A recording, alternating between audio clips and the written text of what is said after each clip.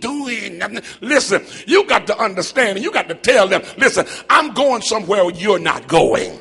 I'm going somewhere you don't have the strength to go. I'm going somewhere you don't study to go, but I'm studying to go there. I'm going somewhere where you don't want to put out the sacrifice. I'm sacrificing to go up. You can stay down here if you want to. You can stay on this side if you want to. You can stay right where you are if you want to. But I'm on my way up. I need you to understand there are some people that are leeches and that are parasites and that are latched on to you. And they don't mean you no good. All they want to do is keep you stupid like them. All they want to do is keep you high like them. Keep you talking crazy like them. Keep you in a little circle walking around talking about, yeah, I remember. Don't you remember? Yeah, I remember. Dog bite, but I'm trying to live past that. I'm trying to leave you behind, it behind, that behind, and go somewhere where my business is.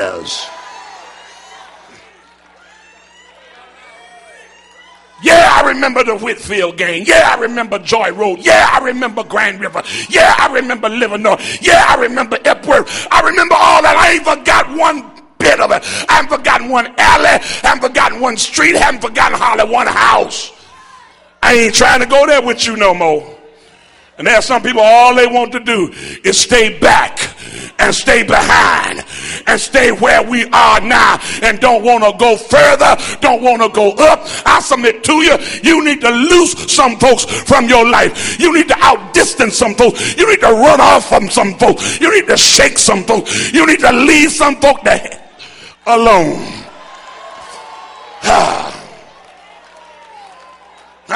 Y'all gonna make me cuss in here. Listen, you need to leave them alone.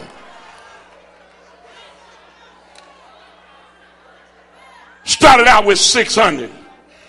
200 was too weak to even go with him. 200 couldn't even go as far as he was trying to go. Can you understand that those people in your life are holding you back? Can you understand that those people in your life aren't meaning you that much good? I told you before, there are only two kind of people that can be in your life. Those that can add to you and those that draw off from you. Those that can support you and those that pull you down. Those that encourage you and those that want to hate on everything you do. Now, lest I leave here and get some of y'all in trouble. Every time I preach a sermon like this, somebody go home and do something real stupid. Don't you dare go back home talking about, pastor told me that since you ain't going the direction I'm going, and since you so weak, he told me that I need to leave you behind. That's a lie that got the smoke of hell on it. That's not what I said. There's some people you hang out with. There's some people that don't even have your name. There's some people that don't even like you running with you. And all they want to do is keep you down with them. Let me go a little further lest I run out of my time. Listen, David pursued with 400 men. Everybody that's riding with you, everybody that's running with you, and everybody that's always around you, got their foot under your table and texting you and tweeting you and Facebooking you and befriending you.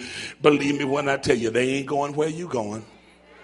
They ain't all that happy for you trying to be what you're trying to be and trying to do what you want to do. Listen, and let me tell you this is honest God truth.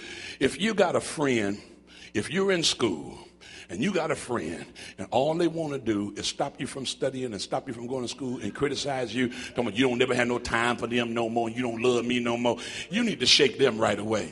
Because you're going with an idiot, whether it's a woman or a man. If they can't understand that while you're in the pursuit of your education, that it take many man hours, it take a whole lot of days and nights of burning a midnight candle. It take a whole lot of days of prayer. It take a whole lot of days of sacrifice. It take a whole lot of days of shut-in. It take a whole lot of days of being online, being on the internet, being in the office, being in the library, doing your research. They can't understand that. You with a clown anyway. And then verses 11 through 16 actually declares that in the days and times of your trouble, You need to learn something from David and his men. Between verses 11 and 16, this is what you need to learn. David took care of and blessed his enemy. They found a young man who was an Egyptian, and he was on his way to death's door, and they asked him, said, "Who are you?" He says, "I'm an Egyptian." He says, "And my master threw me out, threw me to the curb, got rid of me because I got sick." This is how the King James said it. "I got sick 3 days ago. 3 days ago, I got sick, and he kicked me out and left me here to die." And he was ready to die, but the men found him. Verse 12 says this. Notice this, that the message here is the same as the entire chapter. Verse 12 is the key to the entire chapter. Verse 12 is a gospel message. Verse 12 is the message that actually comes through as a true gospel message. It's the message of restoration. It's the message of recovery. It's the message of resurrection. The idea is that he was ready to die. He was going to die. He was at death's door. He had been that way for 3 days. He was found. He was given enough to eat, enough to drink. Then he had his resurrection, he has his restoration, and he had his recovery. The gospel is right there in that 12th verse. In verse 13, David was asking, "Who's your master? And where are you coming from?" And that's when he told him, he said, "Well, my master got rid of me when I got sick." Can I tell you that's what happens when you hook up with the wrong master? When you hook up with the wrong master, he'll use you until he can't use you anymore. And he'll get out of you what he can, while he can, as long as he can. And when he can get nothing else out of you, when you're no more good to him, he'll throw you to the curb if he won't kill you. Sister, I think I need to tell you, he's in love with you now because you can go up and down that pole upside down. But the day you can't turn any more tricks upside down on that pole, don't you dare think that he won't diss you for another. Oh, please, come on, man. Brother, he's using you now because you're his mule. And you're too young to even be prosecuted right. So he's going to use you as long as you're young, as long as you're stupid, and as long as you're gullible.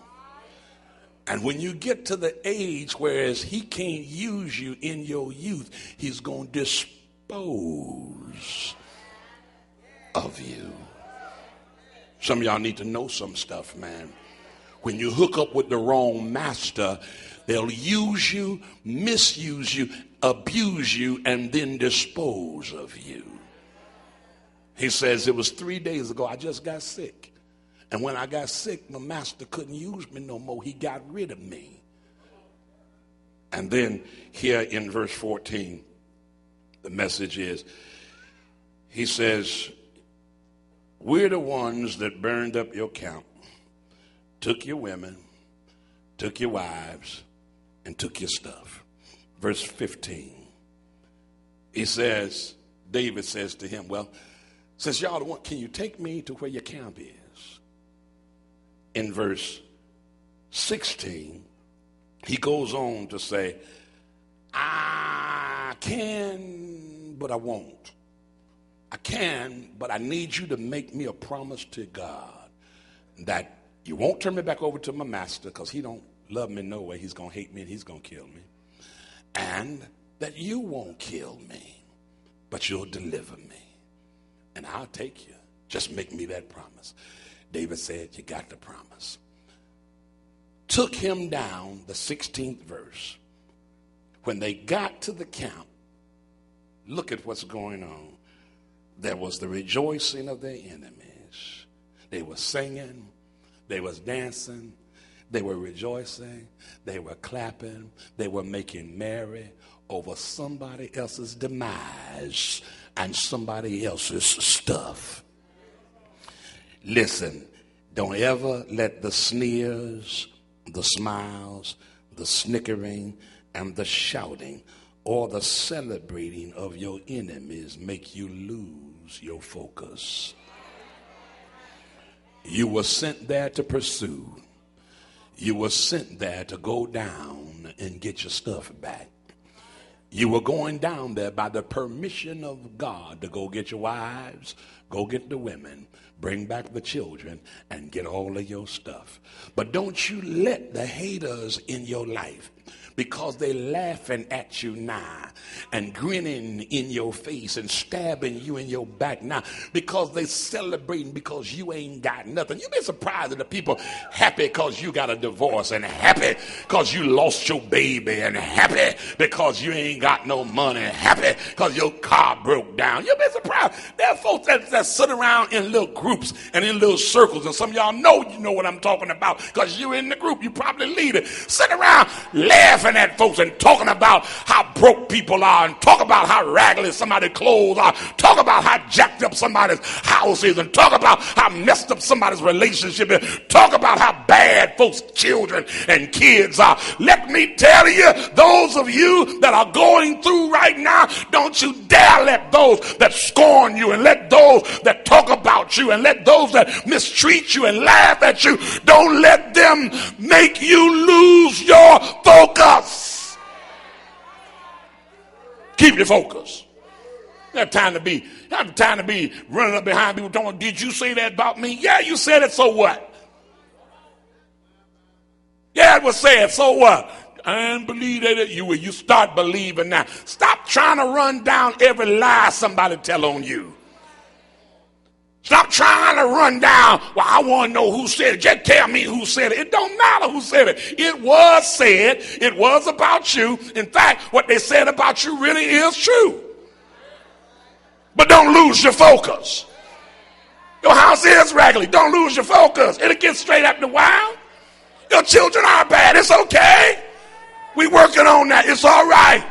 Your marriage is jacked up. That's what they talking about. Yes. But don't you let them make you lose your focus, because in your life it's about restoration. It ain't about who said what about you. In your life it's about recovery. It ain't about who lying on you, who gossiping on you, who put that on Facebook, where it come from. No, it don't matter. They ain't lying on you. Don't lose your focus. Folk gonna laugh at you in your downfall. They're gonna. Folk gonna talk about you. They're gonna share it with other folks. They're gonna bring in some other folks. Come here, let me tell you too. And they're gonna think it's fun. They're gonna think it's the most wonderful thing in the world to be talking about you. In fact, some of them glad they got some on you. But when you discover that, don't lose your focus. You got to remember, you own somewhere, you own your way somewhere that they can't even go. You own your way somewhere. They're too weak to go. They're too faint to go. They're not spiritually strong enough to go. Let them say what they want to say. Let them laugh when they want to laugh. Let them scorn if they want to. Don't lose your focus. In the 17th verse, David had to fight all night.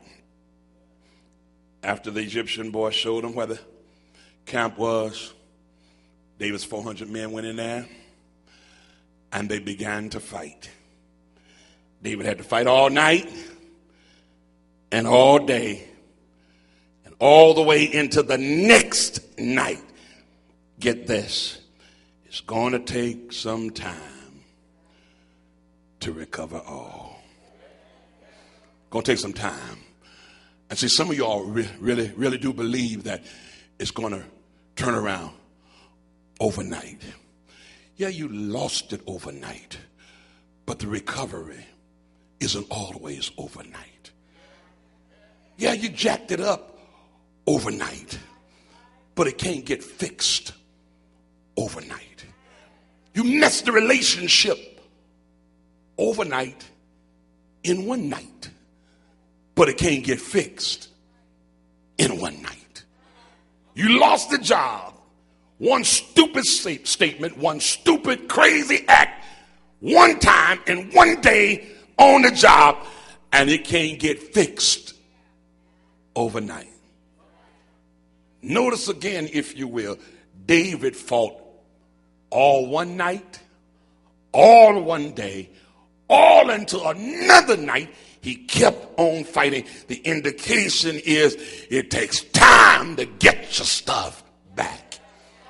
It takes time to get well. It takes time to become emotionally stable again. It takes time to get back on your feet financially.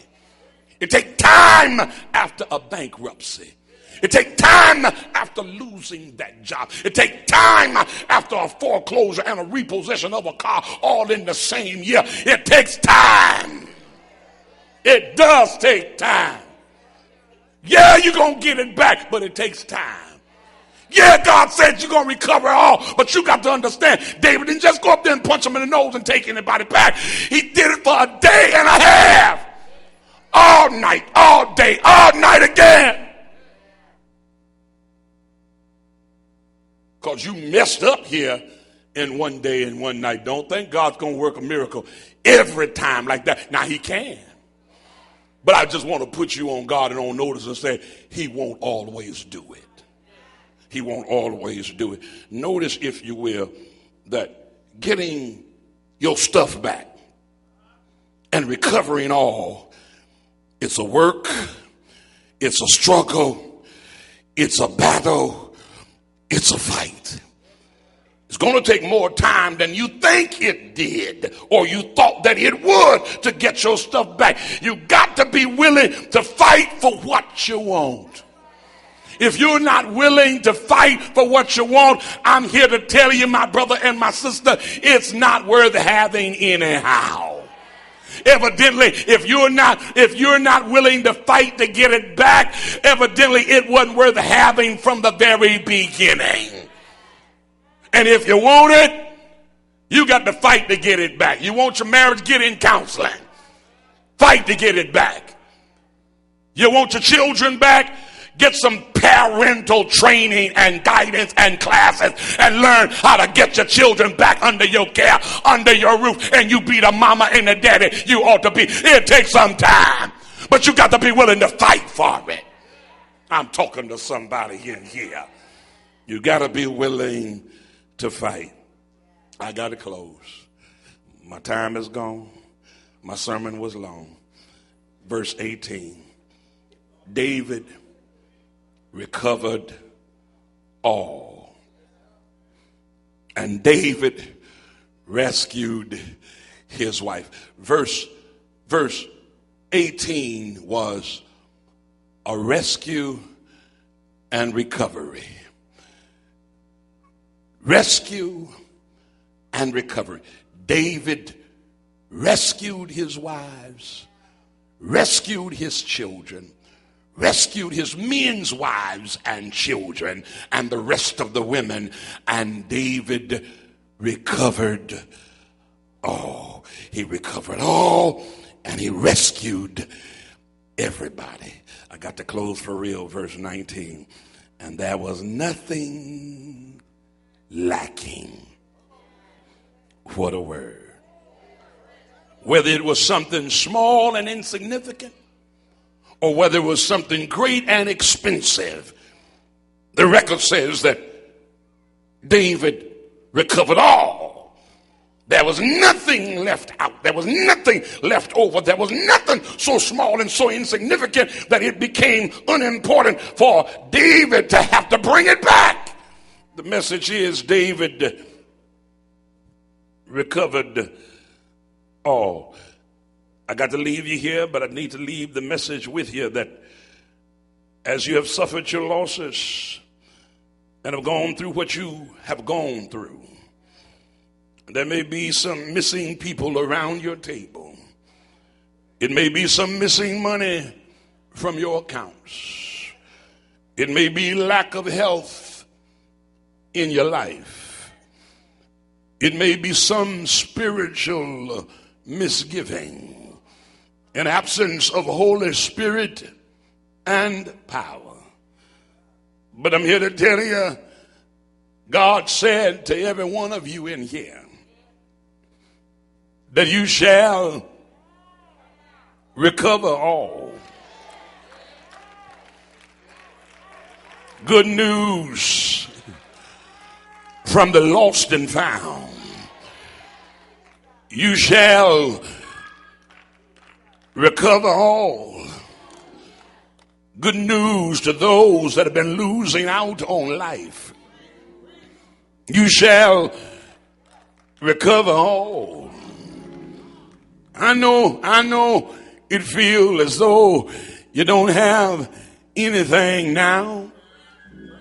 But God told me to tell you on my way to glory that you really shall recover all. And then I need to at least create some kind of closure on this thing. You need to understand that everything that you lost, you may not have to or want to get back everything. I've heard some people say, I'm going to get back everything I lost and everything the devil stole from me. Well, could very well be that it was a setup from the beginning, that God, just like Job, sent the devil to come get some stuff. Come get your stuff now so he can give you a double portion later. Did you hear me? So when you say that you shall recover all, could very well be that there's some things the Lord don't want you to ever recover again. It also could be that some things you lost, y'all get this, just wasn't good enough for you anyhow. Did you hear me? Some of y'all lost a husband. Quit crying and dry your weeping eyes. The Lord said he wasn't good enough for you anyway. I got another one for you. Did you hear me? Somebody said I lost a woman and a wife, and she took everything that I had and left me stripped and naked and broke and in an empty house. But I sure want her back.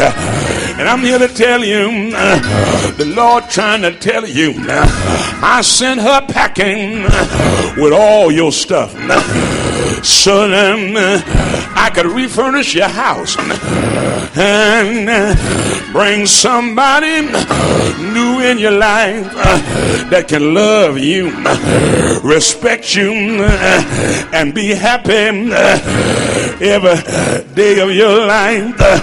Did you hear me? I think I need to tell you in here, God's not concerned about giving you all your stuff, but he want to give you all that he wants you to have.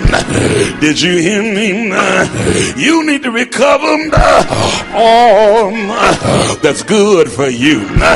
You need to return and recover everything that'll keep a smile on your face. You need God to return return and recover everything that I let you sleep at night without tossing and turning.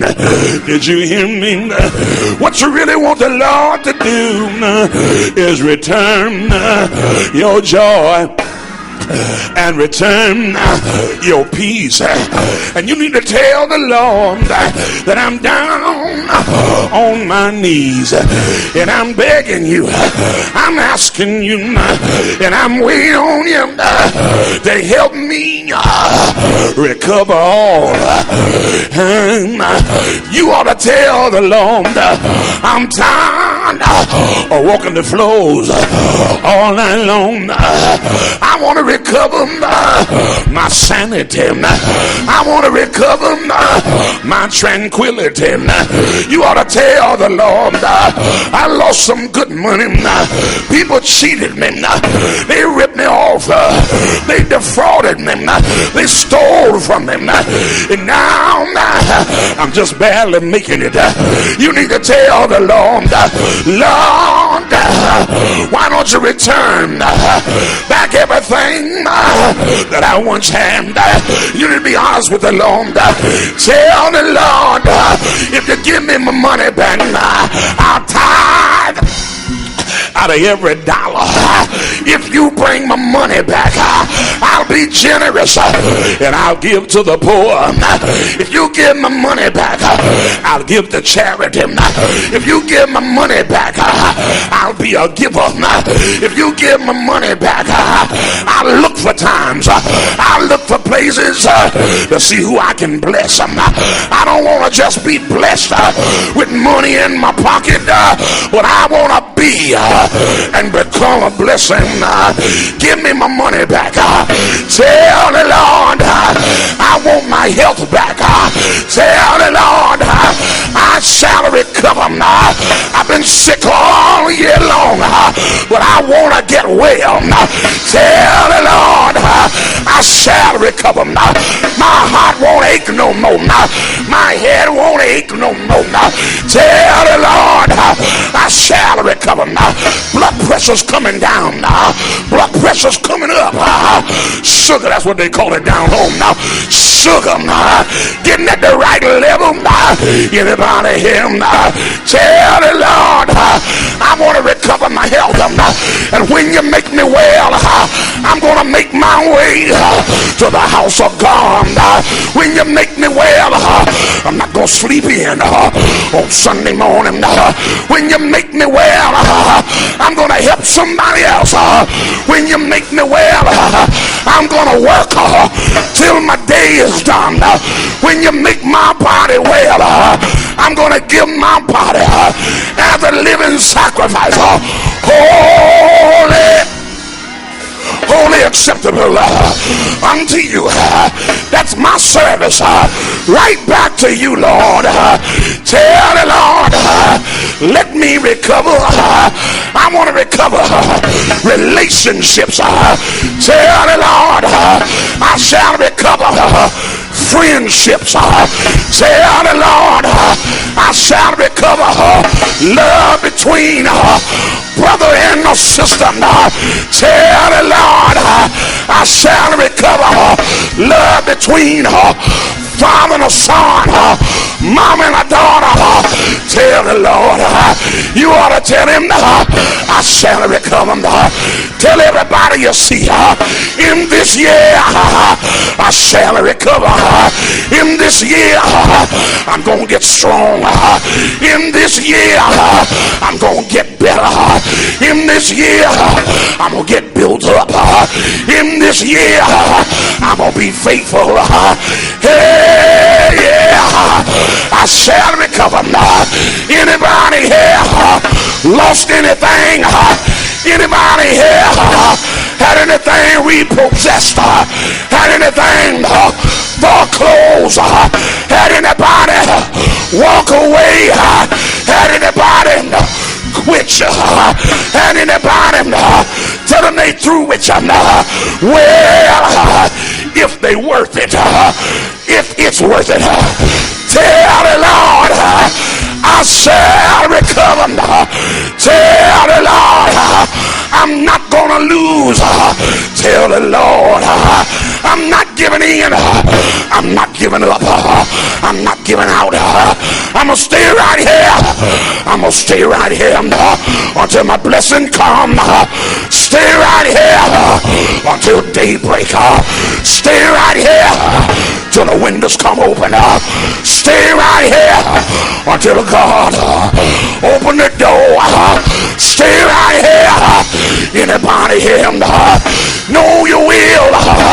Anybody here know you're gonna be blessed? Shout yeah. Shout yeah. Shout yeah.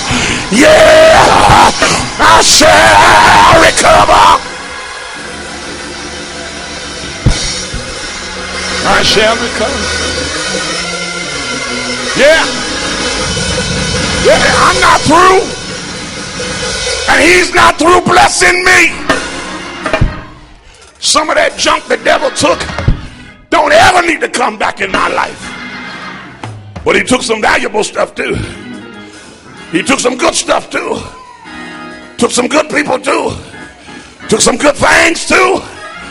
And I'm here to tell you, I'm here to claim everything that's mine. Everything that God said is mine, I claim it. I shall recover. I'll recover all. I'll recover all. The small things, the insignificant things, the little things, the itty bitty things. I want to recover it all. And those blessings that'll blow your mind, I shall recover. I want to recover so much y'all be lying, talking about he got to be doing something under the table. He got to be doing something illegal. That's how you know. I ain't playing. That's how you know you've been blessed. When your best friend say, I don't know what he doing. He ain't talk to me about it, but it can't be right. He can't be doing all that. Not on the income he got. I know what his income is. Me and him retired from the same place.